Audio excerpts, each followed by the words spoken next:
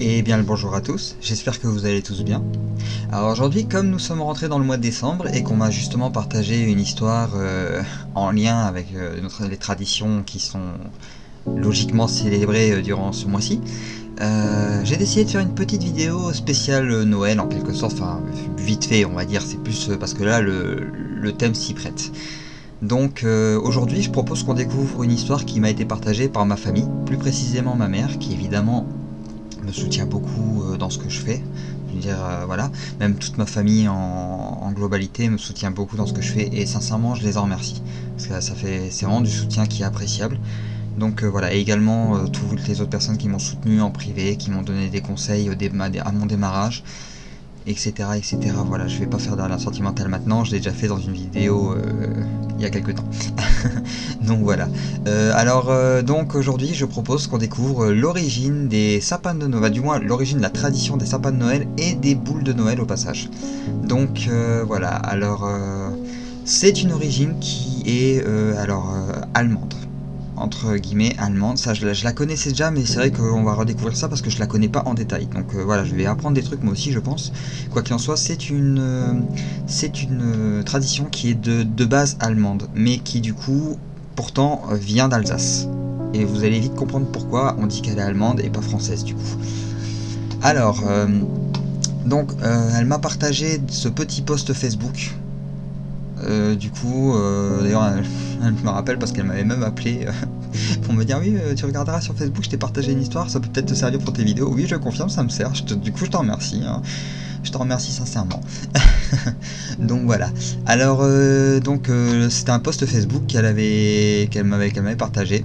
Et du coup ça fait un petit récap, mais on va voir en plusieurs détails. Donc là on va lire le récap déjà. Alors connaissez-vous la véritable histoire des boules de Noël qui ornent nos sapins de Noël? A l'origine, les sapins de Noël étaient suspendus en hauteur et ornés de pommes rouges et d'hosties. Pas que, mais on verra ça plus tard. Le fait de les suspendre en hauteur les protégeait des rongeurs qui raffolaient des fruits qui ornaient les sapins, ça c'est vrai. Mais en 1858, la nature fut avare, la grande sécheresse qui sévit cette année la priva je vais y arriver, excusez-moi. La priva les Vosges du Nord de fruits et le sapin de Noël n'eut donc parure qui vaille. Un souffleur de verre de Götzenbrück tenta de compenser cette injustice en soufflant quelques boules en verre. Il déclencha à lui seul une tradition qui traversa les cultures. Cette tradition est aujourd'hui encore perpétuée par les verriers de Meisenthal en hommage à ce précurseur issu de leur corporation. Alors oui, pour les boules de Noël, c'est parti de là. On va peut-être voir ça un peu plus en détail, je sais pas si on aura le temps de faire les deux articles, j'en ai déjà trouvé un là qui reprend un petit peu plus en détail pour les sapins de Noël et un peu sur les boules de Noël. Sinon je ferai un petit résumé vite fait des boules de Noël de mémoire. Alors donc voilà. Bon, j'aurais peut-être coupé au montage parce que j'avais d'autres trucs ouverts, donc le temps de fermer. Donc on reprend. La tradition du sapin... Alors, c'est un article que j'ai trouvé qui a l'air assez complet sur l'histoire du sapin de Noël, donc on va pouvoir le lire tranquillement. La tradition du sapin de Noël est née à Strasbourg en 1492. Alors, pourquoi on dit que c'est une tradition allemande? Parce que à la base, Strasbourg est allemand. Comme vous sentez, l'Alsace-Moselle... J'ai un doute pour la Moselle, il me semble que oui c'était allemand. Bah c'était allemand aussi à la base, en tout cas pendant la guerre ça l'était sûr. Mais après, avant, je sais plus. J'ai un gros doute. Je sais que l'Alsace et Strasbourg sûr. Mais pour le reste, alors en fait, Strasbourg a été allemande jusqu'à la fin de la guerre des 30 ans où il y a eu un traité qui a été signé et elle est passée côté français dans les environs de 1700, un truc comme ça. Non, pas, c'est avant 1700, c'était avant 1700. Je me semble que c'était avant 1700. Alors j'ai plus la date exacte en tête, mais je me rappelle que c'était avant 1700, c'était sous le règne du roi Louis XIV. C'est ça, c'était sous Louis XIV qu'elle est passée française. Si ma mémoire me trompe pas, j'irai vérifier après par curiosité. Mais voilà. Donc d'où le fait qu'on dit que c'est une tradition allemande et pas française. Voilà. Après, il se tire un peu la bourre sur ça parce que en fait c'est en fonction des documents qui sont retrouvés qu'on parvient à savoir qui a créé ça, et forcément un peu l'Allemagne aussi, il me semble que l'Allemagne aussi voudrait dire que ça vient de chez eux directement et pas d'une partie de l'Allemagne qui du coup sait pas trop ce qu'elle veut en gros. Voilà. Ah, je dis ça en rigolant, hein, c'est pas sérieux, hein, je vous rassure, je me veux pas insultant. Donc voilà, alors la tradition du sapin de Noël est née à Strasbourg en 1492. Archive vivante, l'Alsace a-t-elle... Bon, autant pour moi. L'Alsace a-t-elle inventé la tradition du sapin de Noël? Entre historiens, la bataille fait rage pour savoir quelle ville, quelle bourgade de l'espace rhénan a été la première à installer un sapin. Et pour l'instant, c'est Strasbourg qui tient la corde avec une mention de l'œuvre Notre-Dame de 1492. Il s'agissait alors d'accueillir la nouvelle année. Donc voilà, c'est dans les archives qu'on parvient à retrouver toutes les informations. Alors on verra pas les images, mais je vous montrerai les images après.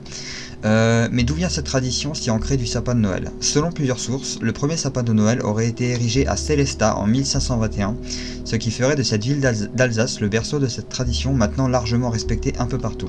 Sauf que des recherches récentes menées par Georges Bischoff ont montré que l'œuvre Notre-Dame a commandé 9 sapins pour les 9 paroisses de Strasbourg pour accueillir la nouvelle année en 1492. Et pan Sélestat, petite crotte de nez au passage.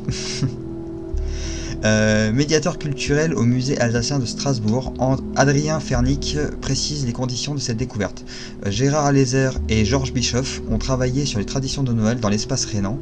Il a d'abord été question de branchage de sapins dès le XIIIe siècle, puis en 1521 à Sélestat, la ville a voulu garder des arbres pour la Saint-Thomas, le 21 décembre. En dépensant 4 shillings.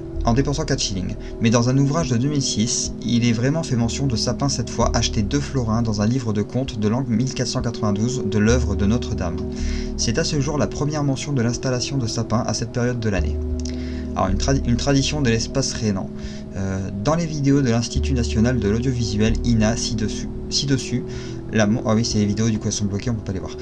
J'allais pas en mettre. La mention de Sélestat est bien reprise pour situer dans l'histoire l'origine de cette tradition. Il est de toute façon issu de l'espace rhénan, comme l'explique Adrien Fernic. Donc voilà, donc visiblement les sapins sont bel et bien. L'origine des sapins de Noël vient bel et bien de Strasbourg. En tout cas, il n'y a pas l'air d'avoir de doute. Alors voyons voir. La mention de 1492 a été passée inaperçue, mais maintenant que les historiens savent qu'ils peuvent chercher des sapins dans les livres de contes, il n'est pas... Oui, forcément. C'est parce que si on cherchait pas si on cherchait à la base les fêtes en elles-mêmes, c'est possible de ne pas trouver les mentions. Par contre, si on regarde ce qui a été acheté dans les livres de contes et qu'on y voit des sapins, les gens n'achètent pas des sapins pour le plaisir à cette période de l'année. Et à cette époque, bon, c'était pas la fête que c'était aujourd'hui. Mais c'était pour fêter du coup le renouveau, il me semble, c'est un truc comme ça. Je crois que c'était renouveau.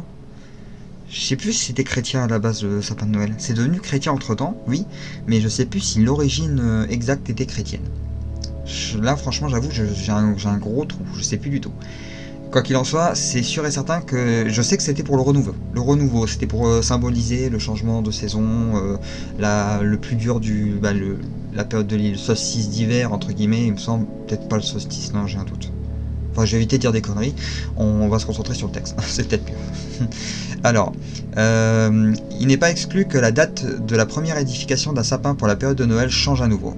Donc voilà, c'est pas encore du sûr forcément, ça va être en fonction des textes qui vont être encore découverts entre temps, mais pour le moment on reste sur Strasbourg.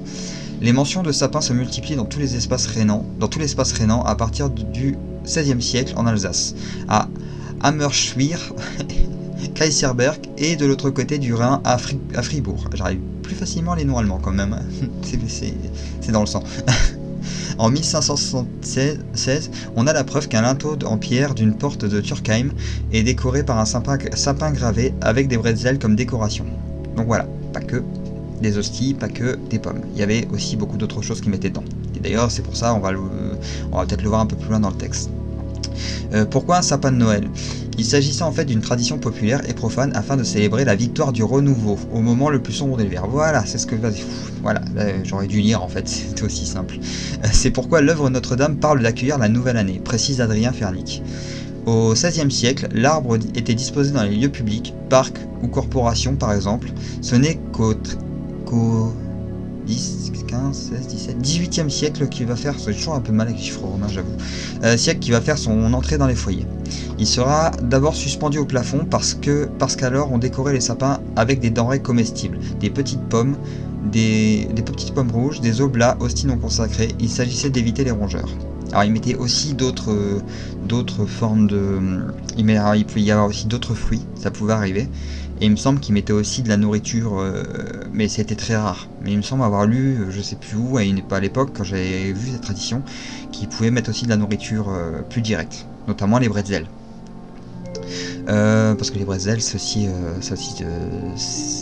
un peu, il me semble que oui, c'est beaucoup plus allemand les bretzels. Ah, je sais plus, j'ai un doute. Bon, bref, parlons pas spécialité. Ces sapins suspendus sont assez bien documentés par des témoignages et même des illustrations, comme un dessin de Benjamin Zix de 1816. Mais ce n'est qu'à partir de 1850 qu'on voit les sapins de Noël véritablement s'installer dans les maisons de plein pied. Quant aux boules de Noël, il y a une controverse sur la première fabrique à l'avoir proposée. Gotzenbrück, près de Meisenthal, TH, c'est Zal ou Tal, je sais plus en allemand, bref, prétend être le berceau de la boule de Noël en verre, mais en fait, il semble bien que des boules en verre étaient préexisté en Thuringe. Alors voilà, pour les boules de Noël, comme c'est expliqué, en gros, c'est parce que pendant une période, il y a eu une petite famine en quelque sorte, une période assez sombre, qui fait que les denrées se sont fait plus rares. Alors pour décorer les sapins, c'était un peu compliqué et forcément les gens n'allaient pas se priver de nourriture. Donc c'est là qu'ils ont eu l'idée en Allemagne. Donc là, si les sapins sont bel et bien franco-allemands, disons, plus allemand que franco, donc allemand-français plutôt, les boules de Noël, elles, sont bel et bien allemandes et c'est de là qu'est née la tradition des boules de Noël. C'est parce qu'à cette époque-là, pour décorer les sapins, un verrier a eu l'idée de souffler des boules en verre pour les mettre sur les sapins et c'est parti de cette simple famille. Bon, j'ai le chat qui est en train de devenir fou à côté. Oh là là là.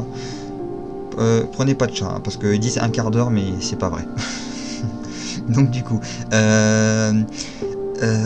allez, je m'y mire, mais je remets où j'en étais. Oui, voilà, que du coup c'est parti d'une famine, tout simplement, où un verrier a eu l'idée de faire des boules en verre. Voilà, et de là on a créé toute une tradition. Et on va voir un autre truc assez intéressant, c'est que forcément ça a été une tradition très très reprise en Amérique, notamment avec l'immigration allemande franco-allemande. D'ailleurs il me semble que les boules en verre à l'époque étaient expédiées par les Allemands en Amérique dans des magasins allemands. Je crois que c'était plus ou moins ça. Alors je marque une petite coupure dans la vidéo pour rattraper une petite bêtise que je dis vite fait. En fait je dis que les boules de Noël sont allemandes. C'est parce que j'ai confondu avec une autre histoire, celle de Hans Grener, qui en 1847 était un verrier allemand qui a eu l'idée de souffler les boules en verre pour orner les sapins. Alors, oui, effectivement, Hans Grener, c'est du moins, c'est sûr et certain que lui, il a eu l'idée. C'est indiqué, de toute façon c'est historique. Mais par contre, j'avais oublié un petit détail, c'est vrai que pendant la vidéo ça me tiquait et j'ai pas pensé à me demander pourquoi ça me tiquait. C'est que Gotzenbrück, donc pas loin de Meisenthal, c'est en Moselle. Et comme je suis mosellan, effectivement, les noms me parlaient. Donc c'est bizarre, c'est allemand. Mais pourtant, je suis sûr et certain d'avoir vu le nom de ces villes chez moi, quoi. Enfin, là où j'habitais avant, je suis un ancien mosellan à la base. Donc, il y a deux écoles, là j'avoue que même moi je suis un peu perplexe. Alors, vu que ça vient de Wikipédia, je suppose qu'on peut supposer que c'est plus mosellan. Donc, alors, l'origine des boules de Noël ne serait pas allemande, enfin si, ça restera allemand dans tous les cas, parce que l'Alsace-Moselle était allemande à l'origine. Donc voilà, dans tous les cas, ça restera allemand. Mais visiblement, l'origine des boules de Noël serait de Moselle et donc pas d'Alsace. Donc ça veut dire que l'Alsace aurait posé les sapins et la Moselle aurait posé les boules. Dit comme ça. Donc voilà. Autant pour moi, je suis désolé pour la petite confusion, voilà, c'est pour ça que j'ai enregistré vite fait ce petit passage pour rattraper. Donc j'ai confondu avec du coup Hans Grener qui n'est pas, qui me semble, Hans Grener n'est pas originaire de France, lui par contre, ça c'est sûr, même en ancienne France. On va regarder ça de suite, comme ça on sera fixé. D'accord. Non, ça n'a rien à voir. Oula. Il y a deux Hans Grener.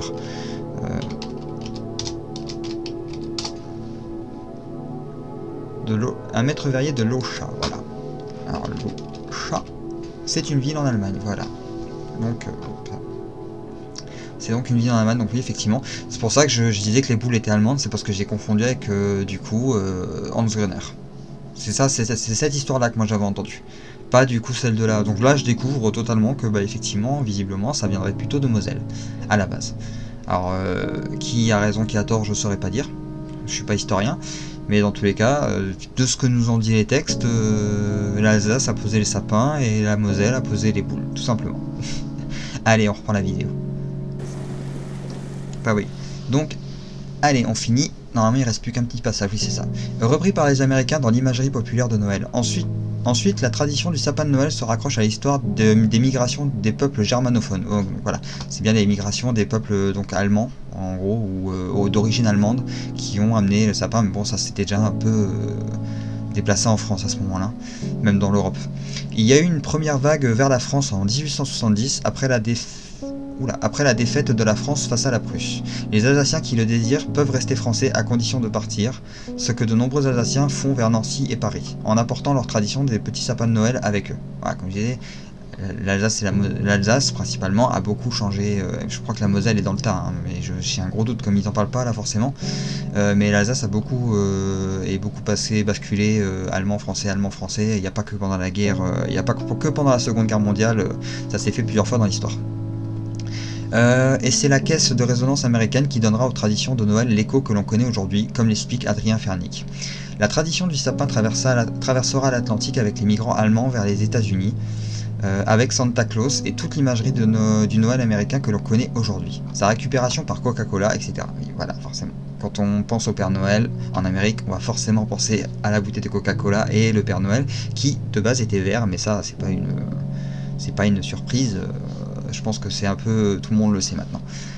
Ces éléments sont revenus en Europe par l'influence américaine, ce qui explique que dans bien des endroits... Ah, d'accord.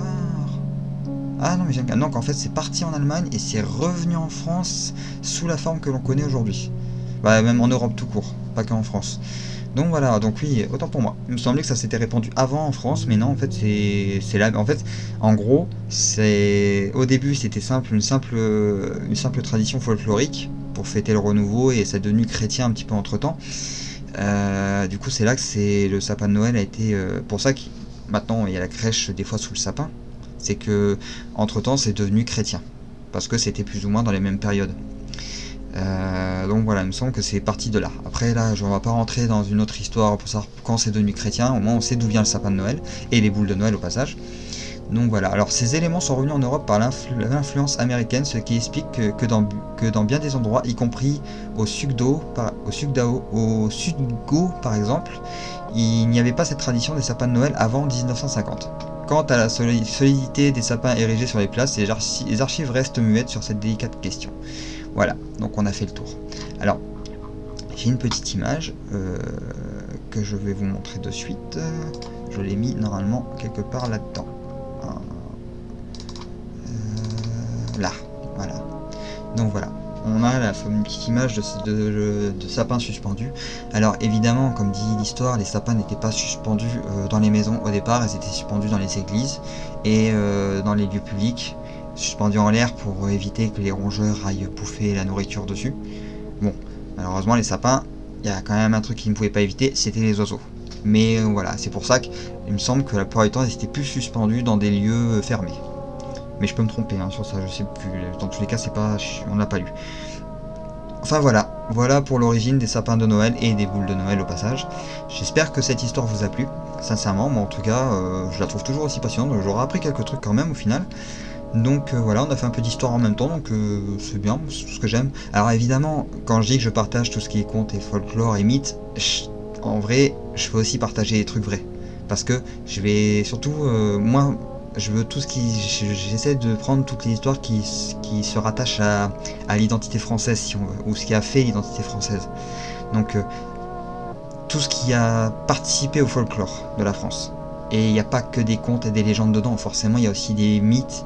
Il n'y a pas que des mythes, il n'y a pas que des contes, des légendes et des mythes. Il y a aussi des histoires vraies, et il y a beaucoup plus d'histoires vraies d'ailleurs que de mythes. C'est juste que moi je suis un gros fan de contes, de légendes et tout ce qui est fantastique forcément. Donc j'essaie de tourner plus vers ce côté-là. Mais les histoires vraies sont tout aussi importantes et c'est pour ça que cette vidéo tombe à point, parce que ça nous rappelle aussi que tout ce qu'il y a dans notre folklore, c'est aussi beaucoup d'histoires vraies. Je crois qu'il y a plus d'histoires vraies que de contes, hein. Faut pas s'en cacher. Donc voilà, au moins là on a vu une vraie... Là c'est historique, c'est vrai. Il n'y a pas d'équivoque, on a des preuves, on a des documents. On en sait largement assez pour pouvoir pour pouvoir comprendre pourquoi, comment et où. Donc voilà, en tout cas, ça a participé à faire naître toute une tradition en fait. Toute une tradition qui a été fêtée pendant... bon, qui aujourd'hui a un peu de mal à l'heure actuelle, mais bon, ça rentrera pas dans la polémique parce que c'est pas le but. Moi, comme je dis, je suis que le conteur, je raconte des histoires. Mais voilà, quoi qu'il en soit, au moins on aura vu un petit côté Noël. Alors je vais pas faire une vidéo de Noël toutes les semaines, peut-être fin de mois, peut-être une spéciale Noël avec des contes de Noël, des petits contes. J'y réfléchis, on verra bien. Et en attendant, je pense qu'on a fait le tour pour cette vidéo, donc j'espère que ça vous a plu, que vous avez passé un bon moment. En tout cas, moi je suis content parce que j'ai réussi à la faire sans trop de mal cette fois, j'ai réussi à bien lire, donc ça me rassure de voir que je m'améliore. J'espère que de votre côté, vous trouvez que c'est plus agréable au fur et à mesure. N'hésitez pas à me faire des remarques, hein, si vous souhaitez, il n'y a aucun souci, je prends bien la critique. On m'en a fait des remarques, hein. Bon, c'est plus souvent en privé parce qu'on ne les met pas en commentaire, mais voilà, n'hésitez pas si vous avez des remarques à faire sur une vidéo, si vous pensez qu'il y a un point à améliorer et un point qu'il faut garder, n'hésitez pas à le dire en dessous en commentaire, je serai ravi de vous lire. Et évidemment, le traditionnel, n'hésitez pas à liker, vous abonner si mon contenu vous plaît, pour aider ma chaîne à peut-être se faire un peu mieux connaître et à propulser un peu plus ses histoires, à se faire aussi mieux connaître, parce que moi c'est mon but. Mais moi tout ce que je vous demande c'est de passer un bon moment sur mes vidéos, c'est tout. Voilà, sinon à part ça c'est tout ce que je demande.